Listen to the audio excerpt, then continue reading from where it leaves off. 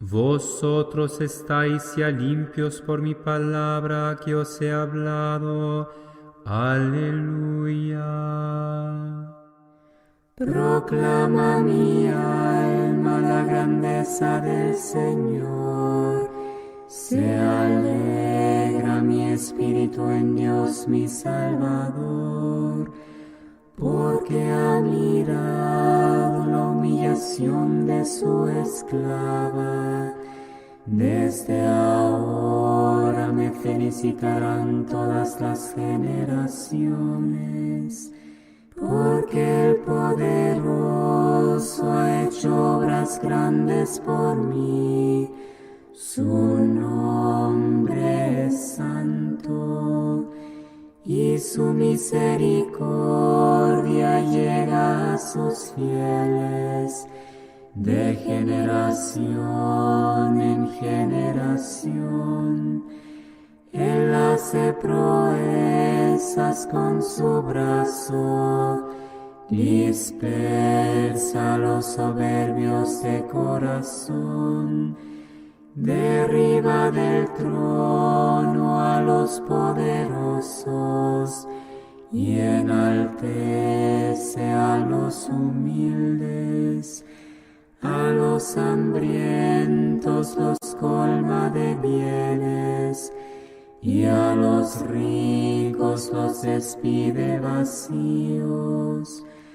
Auxilia a Israel su siervo, acordándose de su misericordia, como lo había prometido a nuestros padres, en favor de Abraham y su descendencia por siempre. Gloria al Padre y al Hijo y al Espíritu Santo, como era en el principio, ahora y siempre, por los siglos de los siglos. Amén. Vosotros estáis ya limpios por mi palabra que os he hablado. Aleluya.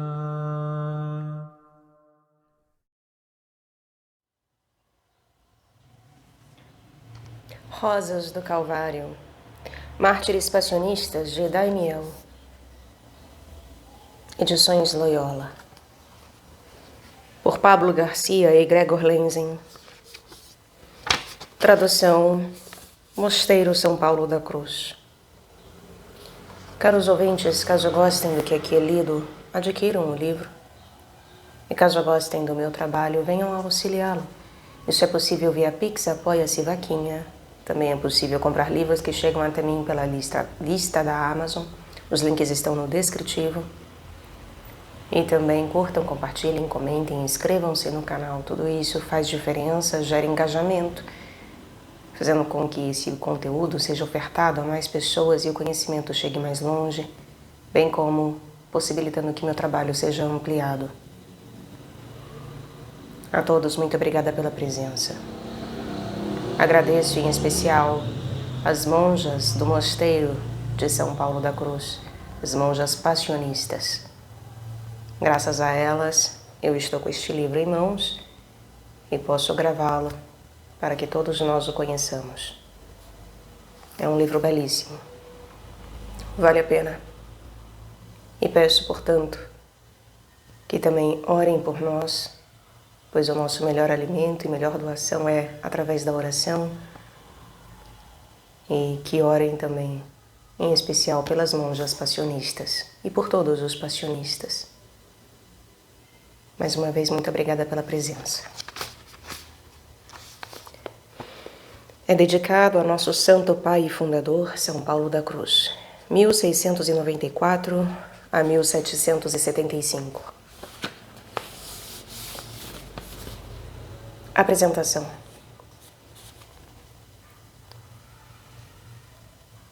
Dizer que gosto e sempre gostei de rosas pode parecer tolice, mas a quem não agrada uma rosa, a rainha de todas as flores. Porém, não é assim. Não é tolice.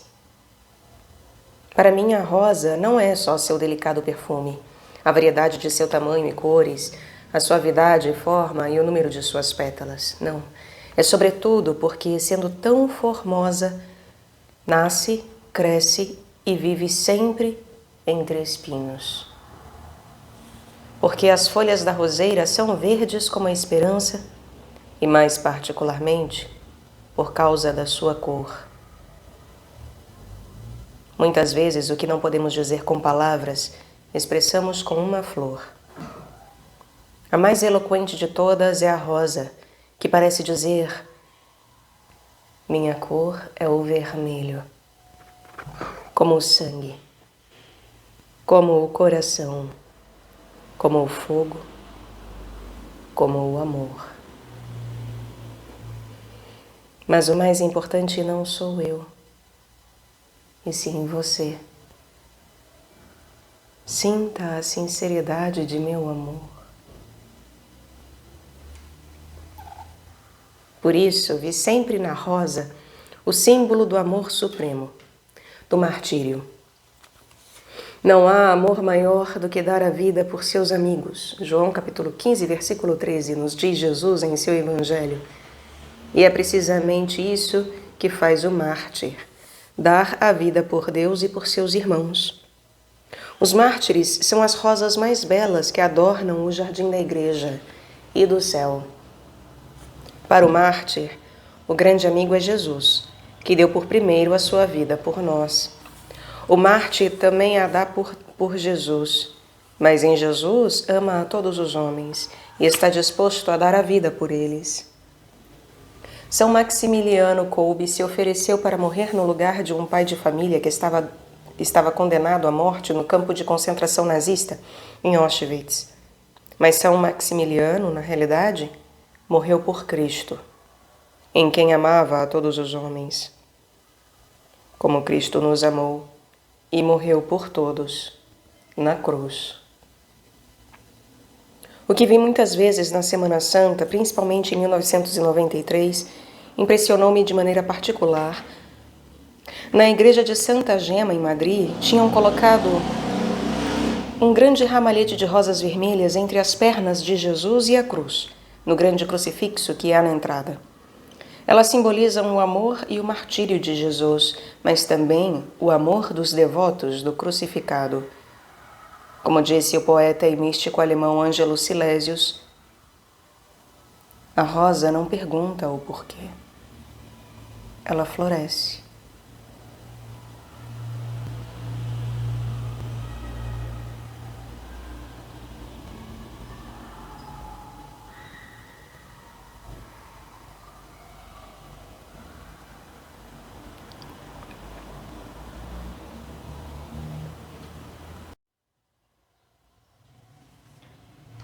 Rosas do Calvário, Mártires Passionistas de Daimiel, Edições Loyola, por Pablo Garcia e Gregor Lenzen, tradução Mosteiro São Paulo da Cruz. Caros ouvintes, caso gostem do que aqui é lido, adquiram o livro. E caso gostem do meu trabalho, venham auxiliá-lo. Isso é possível via Pix, Apoia-se Vaquinha. Também é possível comprar livros que chegam até mim pela lista da Amazon. Os links estão no descritivo. E também curtam, compartilhem, comentem, inscrevam-se no canal. Tudo isso faz diferença, gera engajamento, fazendo com que esse conteúdo seja ofertado a mais pessoas e o conhecimento chegue mais longe, bem como possibilitando que meu trabalho seja ampliado. A todos, muito obrigada pela presença. Agradeço em especial as monjas do Mosteiro de São Paulo da Cruz, as monjas passionistas. Graças a elas, eu estou com este livro em mãos e posso gravá-lo para que todos nós o conheçamos. É um livro belíssimo. Vale a pena. E peço, portanto, que também orem por nós, pois o nosso melhor alimento e melhor doação é através da oração. e que orem também, em especial pelas monjas passionistas e por todos os passionistas. Mais uma vez, muito obrigada pela presença. É dedicado ao nosso santo pai e fundador, São Paulo da Cruz, 1694 a 1775. Apresentação.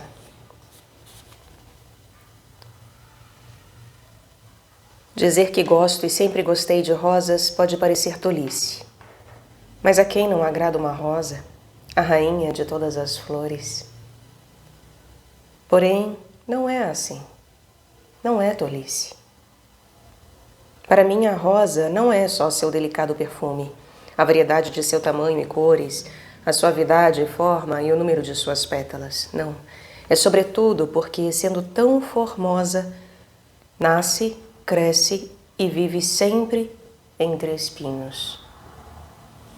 Porque as folhas da roseira são verdes como a esperança e, mais particularmente, por causa da sua cor. Muitas vezes, o que não podemos dizer com palavras, expressamos com uma flor. A mais eloquente de todas é a rosa, que parece dizer: minha cor é o vermelho, como o sangue, como o coração, como o fogo, como o amor. Mas o mais importante não sou eu, e sim você. Sinta a sinceridade de meu amor. Por isso, vi sempre na rosa o símbolo do amor supremo, do martírio. Não há amor maior do que dar a vida por seus amigos. João capítulo 15, versículo 13, nos diz Jesus em seu Evangelho. E é precisamente isso que faz o mártir, dar a vida por Deus e por seus irmãos. Os mártires são as rosas mais belas que adornam o jardim da igreja e do céu. Para o mártir, o grande amigo é Jesus, que deu por primeiro a sua vida por nós. O mártir também a dá por Jesus, mas em Jesus ama a todos os homens e está disposto a dar a vida por eles. São Maximiliano Kolbe se ofereceu para morrer no lugar de um pai de família que estava condenado à morte no campo de concentração nazista, em Auschwitz. Mas São Maximiliano, na realidade, morreu por Cristo, em quem amava a todos os homens. Como Cristo nos amou e morreu por todos, na cruz. O que vi muitas vezes na Semana Santa, principalmente em 1993, impressionou-me de maneira particular. Na igreja de Santa Gema, em Madrid, tinham colocado um grande ramalhete de rosas vermelhas entre as pernas de Jesus e a cruz, no grande crucifixo que há na entrada. Elas simbolizam o amor e o martírio de Jesus, mas também o amor dos devotos do crucificado. Como disse o poeta e místico alemão Ângelo Silesius, a rosa não pergunta o porquê. Ela floresce porque floresce. Tampouco olha para si mesma e nem pergunta se alguém a vê. Ela mesma não sabe que é tão bela e por isso o é ainda mais.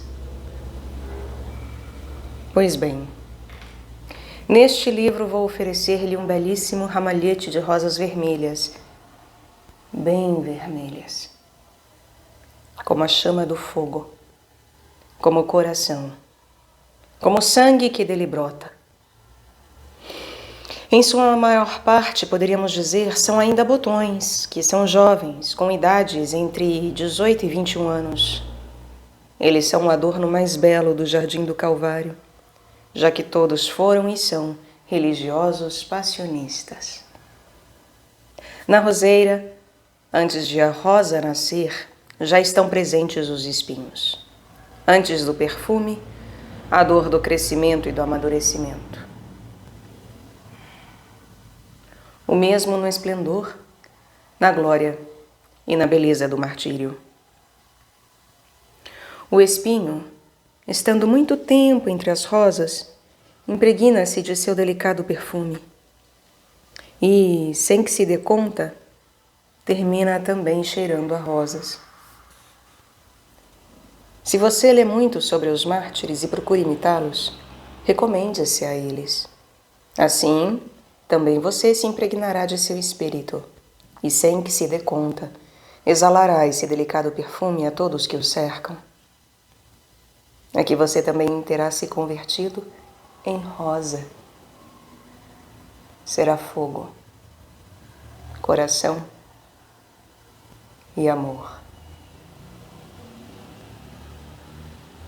Isso é o que se pretende fazer com este livro, escrito em conjunto com Gregor Lenzen, provincial passionista alemão, especialista em espiritualidade e autor de vários livros e inúmeros artigos em revistas especializadas. Escrevi-o com todo carinho, mas também com todo rigor histórico, até porque eu mesmo ingressei no seminário passionista em Zaragoza em 1938, isto é, em plena Guerra Civil Espanhola, e apenas 2 anos depois dos acontecimentos aqui narrados. Para ir ao seminário, tive de fazer a maior parte da viagem em um trem de carga e com soldados que voltavam da frente de batalha. Além de ter conhecido pessoalmente os 5 religiosos da comunidade de Daimiel que sobreviveram aos horrores da guerra, ouvi também comentários e narrações que então se faziam do glorioso martírio desses 26 religiosos. 7 anos mais tarde, e só 5 anos depois da Guerra Civil Espanhola, em 1943, eu mesmo passaria a estudar filosofia no convento de Daimiel, ainda não totalmente restaurado, e em cuja cripta já descansavam os restos mortais desses mártires, venerados como santos, que deram sua vida por Cristo e por sua fidelidade à Igreja. Ali respiraria durante 3 anos e em plena juventude o aroma dessas 26 rosas do Calvário e admiraria de perto a sua beleza. Mas não leia este livro como um livro de história. Leia-o como livro de leitura espiritual, isto é, como livro edificante, que constrói e eleva a vida espiritual. E ao mesmo tempo em que as admira, goze também você devagar e sem pressa da beleza e do perfume dessas 26 rosas do Calvário. Por uma maravilhosa assimilação e quase sem dar-se conta, sua alma se embelezará. Você mesmo tomará as cores e exalará o aroma das virtudes que admira nessas rosas do Calvário, nesses beatos mártires passionistas de Daimiel. A rosa.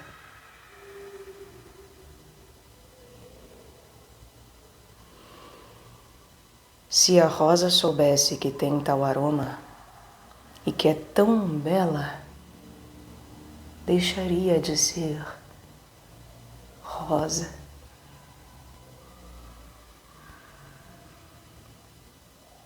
Pablo Garcia, passionista. A Era dos Mártires. Verdadeira Era dos Mártires não foi a das catacumbas, a das perseguições romanas, a dos primeiros séculos do cristianismo, não, até o edito de paz de Constantino. Certamente houve de fato muitas testemunhas de fé que deram seu sangue e sua vida por Cristo. Mas a verdadeira Era dos Mártires é a nossa. Em toda a longa história da Igreja, nunca tantos cristãos foram tão fiéis à sua fé, dando sua vida por Cristo, como neste tempo. Já o havia mencionado o cardeal alemão Joseph Hofner, em 1978. Hoje, eles já são muito mais. Em nossa era, nestes anos providenciais em que o Senhor nos tem concedido viver, o belo jardim da Igreja se viu adornado mais do que nunca das inumeráveis rosas vermelhas e formosas de nossos mártires. Cronologicamente falando, em primeiro lugar está a Guerra Civil Espanhola, de 1936 a 39. Em segundo, a perseguição nazista, especialmente durante a Segunda Guerra Mundial, de 39 a 45, nos campos de concentração. Segue-se a perseguição religiosa comunista, não só nos países detrás da cortina de ferro, como a antiga União Soviética e muitos países por ela dominados, mas em outras nações de regime comunista. Finalmente, e por desgraça, seguem-se as nações do denominado Terceiro Mundo, sobretudo da América Latina, onde tantos cristãos foram mortos e morrem a cada dia por defender a paz, a justiça e o amor, isto é, os direitos fundamentais do homem e a soberania de Deus.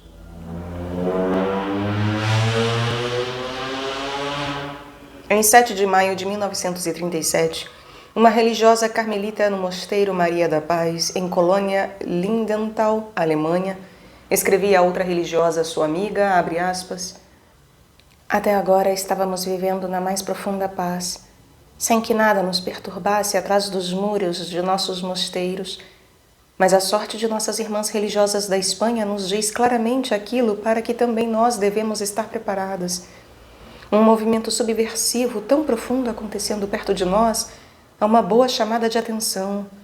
De qualquer modo, é nossa obrigação ajudar, com nossas orações, as que estão realizando tão duro trabalho neste caminho. Fecha aspas.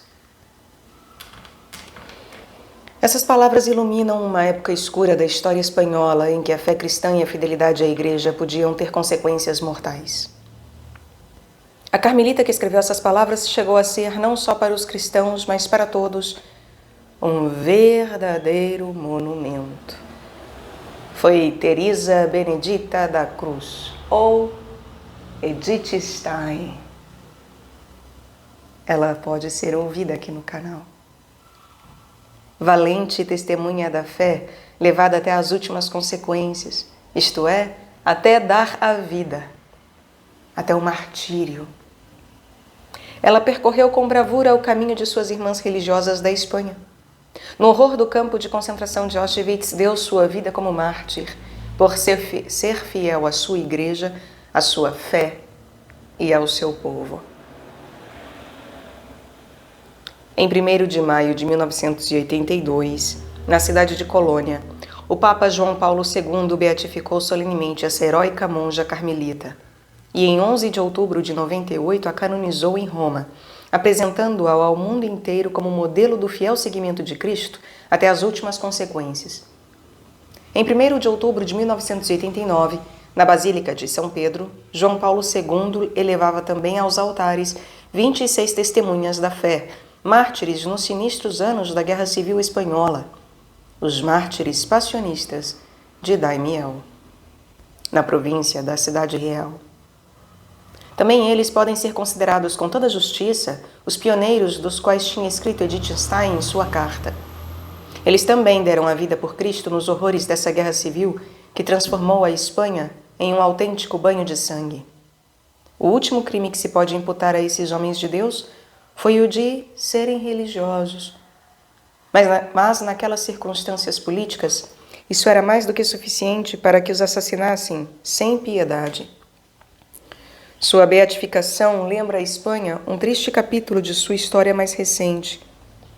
Muitos quiseram a todo custo esquecê-lo, mas não tem nenhum sentido fechar os olhos para não ver a realidade. O homem há de aprender com a história. Situação política espanhola. Desde a instauração da Segunda República em 1931 na Espanha, reinou um crescente ambiente anticlerical.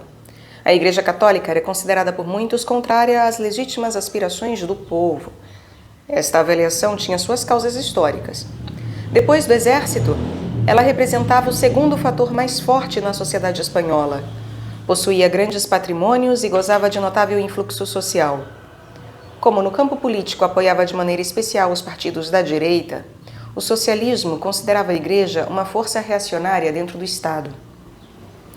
Um profundo abismo separava ambas as ideologias, e não se dava entre elas nenhum tipo de diálogo.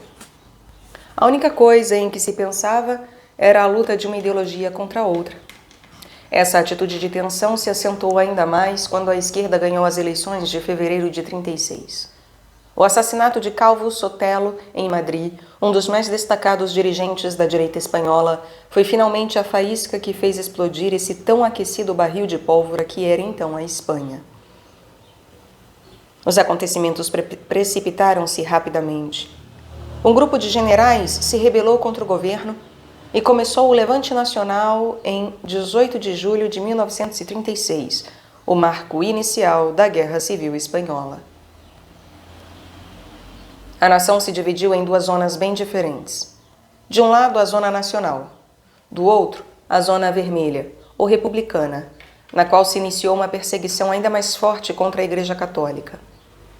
Nos primeiros meses, enfureceram-se as milícias da Frente Popular com ódio cego contra tudo que se relacionasse à Igreja.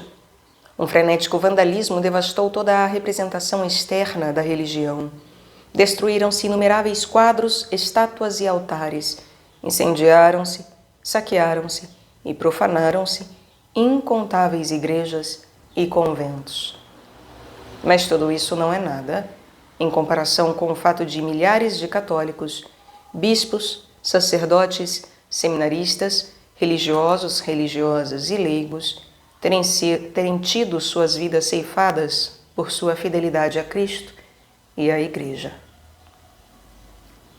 Nesses tempos tão tormentosos, também tem lugar a terrível tragédia da comunidade passionista de Daimiel. Esses homens eram totalmente apolíticos, na maior parte ainda muito jovens, estudantes de filosofia nos anos que se seguem imediatamente ao noviciado, sem pertencer a nenhuma facção ou partido político e, sem querer, viram-se envolvidos no turbilhão dos acontecimentos que devastaram a Espanha. O muito que tiveram de sofrer até o martírio é reflexo fiel da tragédia de toda a nação espanhola. A cruz de Cristo. Em vista da perseguição de seu próprio povo judeu, Edith Stein escreveu em dezembro de 1938: eu pensei, é a cruz de Cristo. E os que assim o reconhecem deveriam tomar essa cruz em nome de todos.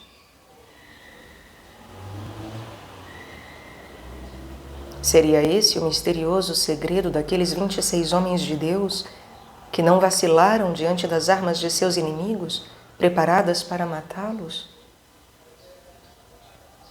Afinal, nenhum deles fugiu para salvar a própria vida. Teriam reconhecido que o que se apresentava diante deles era também o caminho do Calvário de Cristo? Teria sido esse reconhecimento que lhes deu força para serem fiéis até o heroísmo do martírio? Que esperança os guiou em seu caminho? Nas páginas seguintes, tratarei de dar respostas adequadas a todas essas perguntas. Talvez nelas você encontre também a chave para as grandes questões do sentido de sua própria vida.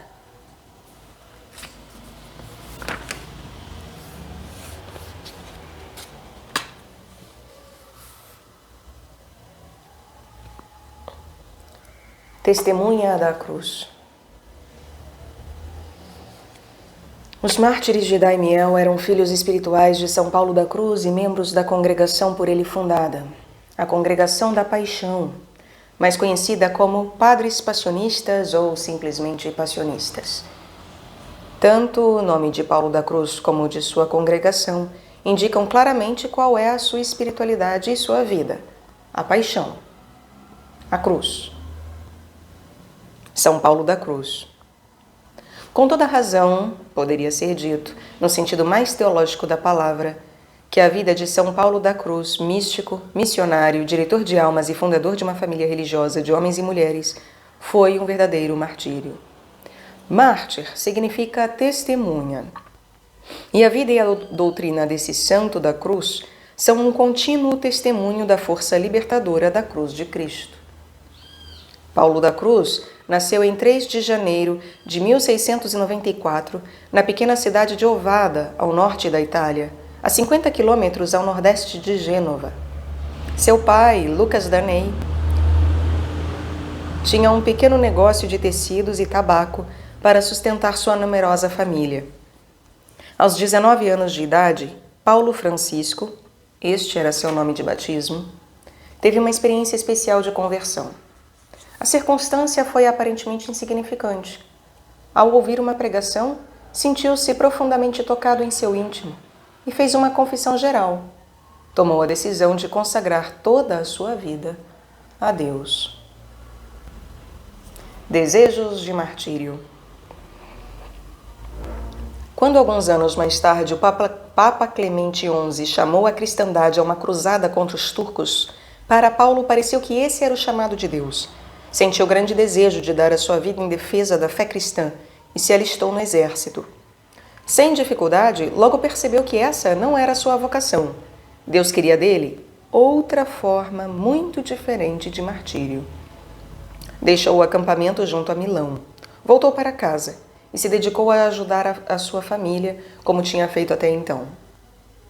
Mas Paulo Francisco já não era o mesmo. Em seu coração ardia uma secreta saudade de Deus. Nos anos seguintes, o Senhor foi mostrando, com luzes interiores cada vez mais claras, sua verdadeira vocação.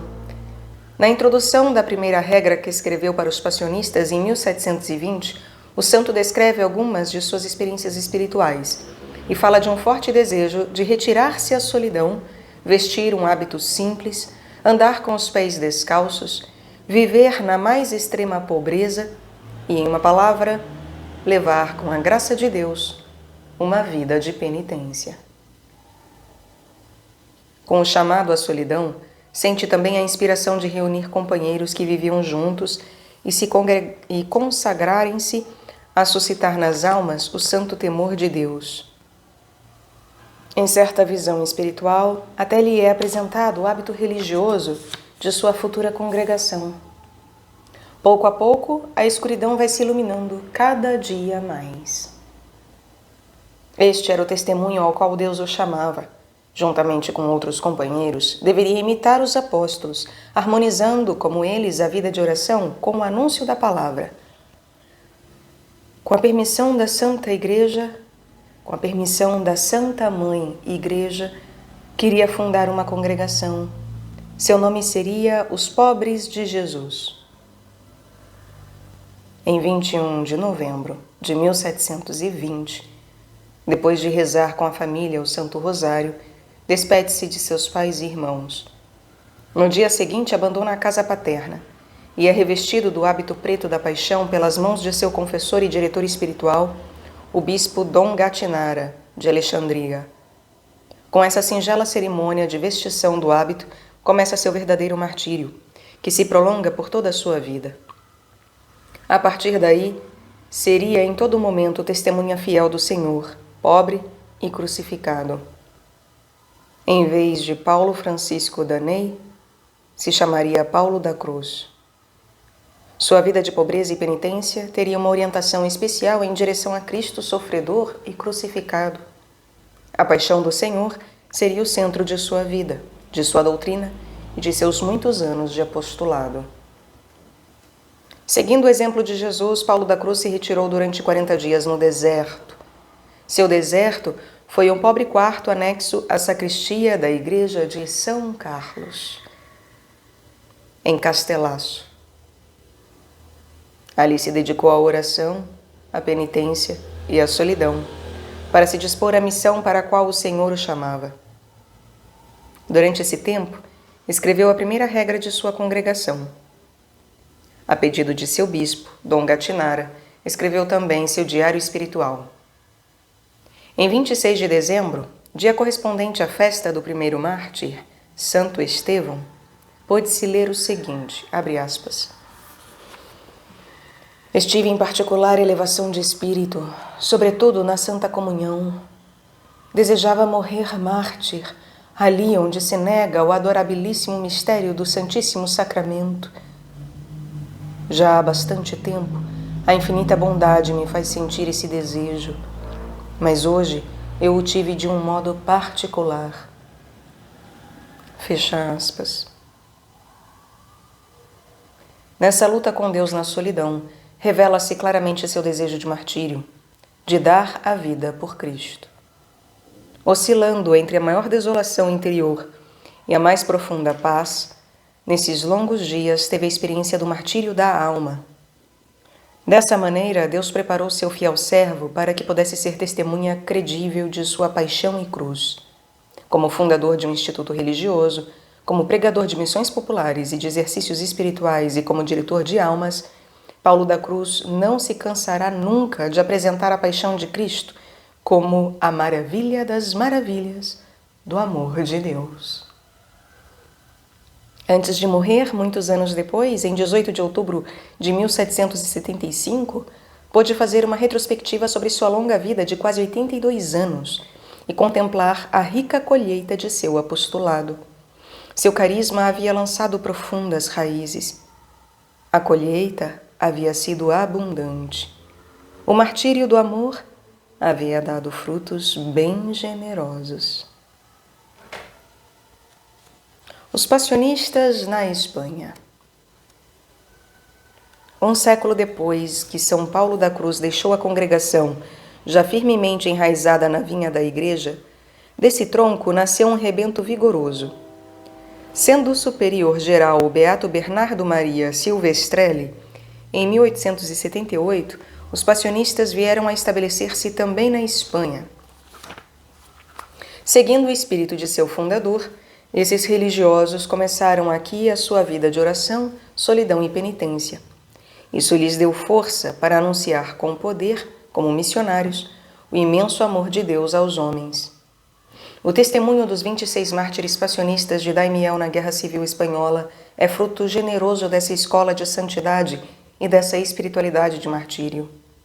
Como escreve o teólogo espanhol Laurentino Novoa, abre aspas, Santo Inácio de Antioquia entendeu que o martírio era o caminho para chegar a ser um verdadeiro homem, realmente livre e autêntico discípulo, a partir da consciência de que seu amor está crucificado. Pois nesta mesma linha poderíamos dizer que os que são chamados a viver e anunciar a memoria passionis, os passionistas, só poderão ser verdadeiramente discípulos de Cristo e imitadores de Paulo da Cruz por meio da árdua vivência da sua dimensão martirial. Fecha aspas. Por sua fidelidade ao Cristo e à Igreja, esses 26 passionistas estavam dispostos a dar tudo, inclusive sua própria vida. Desse modo, mostraram-se autênticos filhos de Paulo da Cruz. De tanto contemplar o mártir do Calvário, fizeram-se também eles mártires. As rosas das chagas de Jesus na cruz floresceram em cada uma das feridas que esses religiosos sofreram por Cristo. Já dizia Emerson, a beleza de uma flor provém de suas raízes. Essas 26 rosas do Calvário tinham em sua espiritualidade raízes profundas de martírio.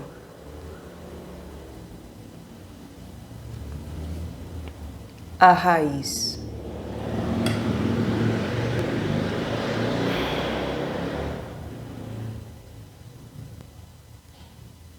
A formosura e o perfume da rosa vêm da raiz.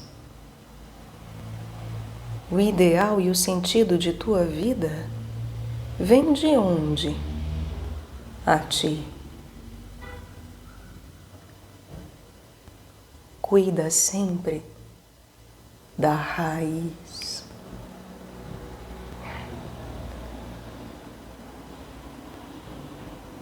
Pablo Garcia, passionista.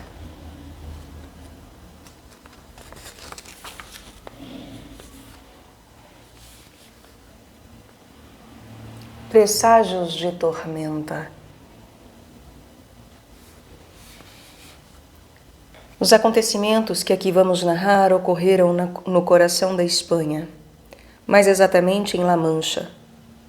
Na província da Cidade Real havia um povoado chamado Daimiel, de aproximadamente 25 mil habitantes naquele tempo. Como a maior parte da população daquelas planícies, também Daimiel vivia da agricultura. Porém, quase todo o fruto de seu trabalho passava para as mãos dos grandes donos de terra. Entre os simples arrendatários e assalariados reinava com frequência uma grande pobreza. Em 1936, no início da Guerra Civil Espanhola, essa região pertencia à zona republicana. Ao agravar-se a situação política, o governo central foi perdendo cada vez mais a autoridade a favor dos comitês da esquerda revolucionária. A denominada Frente Popular começou a ter cada vez mais poder. Seus grupos armados impunham sua autoridade, sobretudo nas estações de trem, e com frequência faziam justiça por conta própria, sem que isso lhes causasse problemas. Tomada de frenético anticlericalismo, a Frente Popular foi cruel de maneira especial com o clero e com a Igreja. Foram saqueados, incendiados ou destruídos numerosos conventos e templos, como também inumeráveis obras de arte religiosas. Quanto ao clero e aos religiosos, os dados são tão impressionantes que parecem inacreditáveis. Porém, estão bem documentados e nada poderá rebatê-los. É a página mais triste e a mais gloriosa da Espanha católica, na qual, durante a Guerra Civil, 1936 a 39, foram assassinados 12 bispos, 4.184 sacerdotes e seminaristas diocesanos,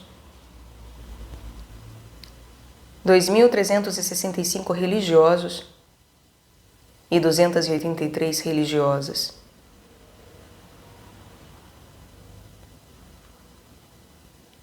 Com toda razão, pôde escrever o catedrático Luís Merino: a perseguição religiosa da Espanha em 1936 a 39 superou as mais sangrentas perseguições da época romana.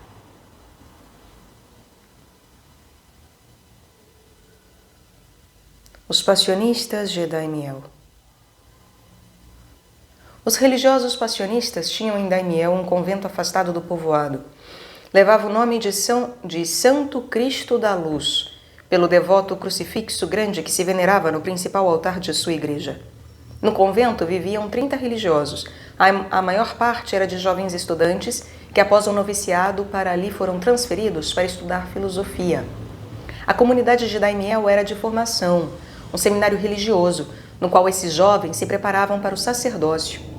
A atividade principal dos sacerdotes era precisamente o ensino e a formação desses jovens seminaristas. Havia, além deles, alguns irmãos que, com seu trabalho, cuidavam do bom funcionamento da comunidade. Essa família religiosa possuía uma vida oculta e simples, sem chamar a atenção em nada. A população tinha com o convento uma relação especial. Este não realizava grandes atividades externas, mas tinha se tornado parte integrante da vida de Daimiel.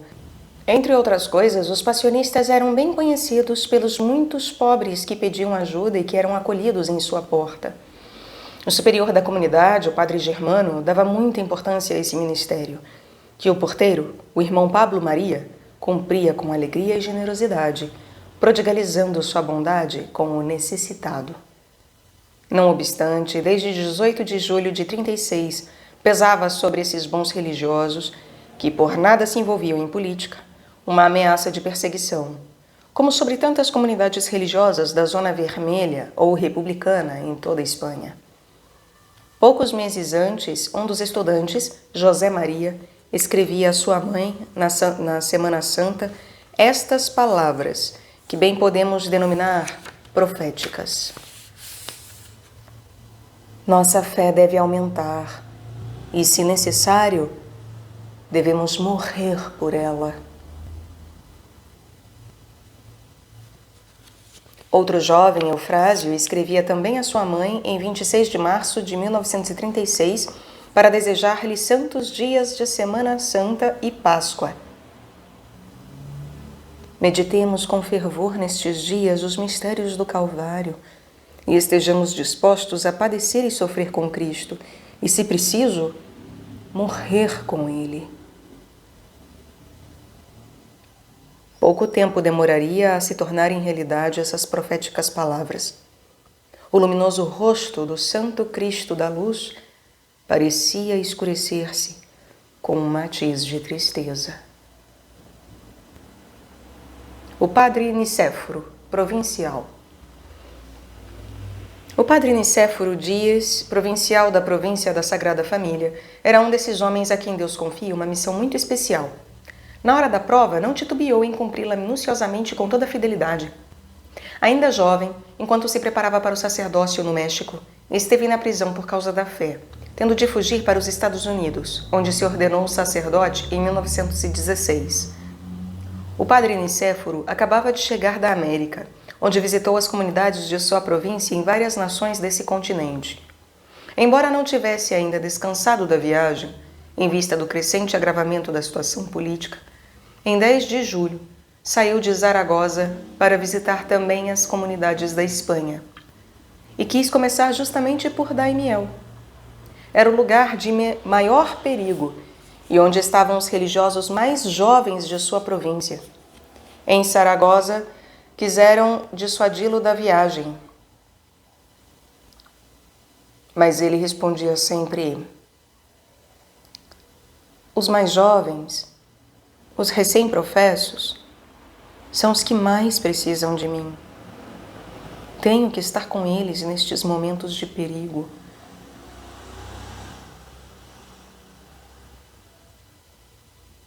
Chegou em Daimiel no dia 15 do mesmo mês. Escreveu imediatamente a seu primeiro consultor sobre as impressões da viagem. Em sua carta se refletem os temores da comunidade de Daimiel, sobretudo depois do assassinato de Calvo Sotelo na capital da Espanha. A temida reação a esse acontecimento não se fez esperar muito tempo. Da noite de 18 para 19 de julho, houve um levante militar que foi o princípio de um capítulo dos mais sangrentos de toda a história da Espanha. Era natural que os passionistas de Daimiel tivessem interesse em estar a par dos acontecimentos. Como tinha sido cortado o telefone para que não tivessem comunicação com o exterior, 2 religiosos com vestes seculares foram ao povoado para obter notícias. Era 20 de julho. Os 2 caíram de súbito nas mãos das milícias, que os levaram à Câmara Municipal, onde os mantiveram detidos por 3 horas. Ao tomarem conhecimento de sua verdadeira identidade, foram colocados em liberdade e enviados de novo ao convento. Prestigiava-se uma tormenta, uma grande tormenta. O que seria deles, de toda a comunidade de Daimiel?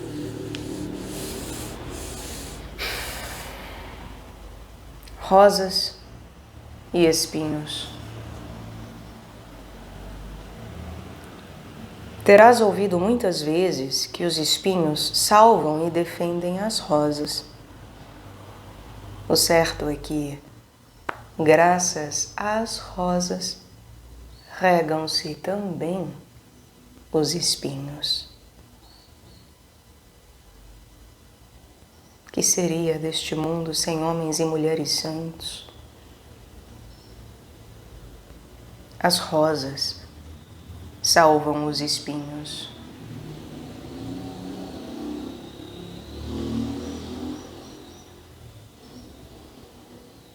Terás ouvido muitas vezes que os espinhos salvam e defendem as rosas.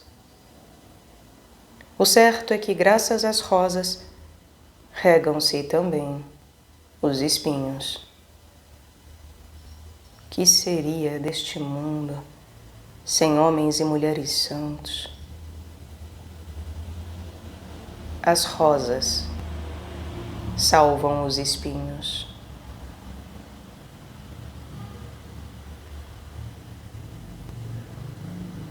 Pablo Garcia, passionista.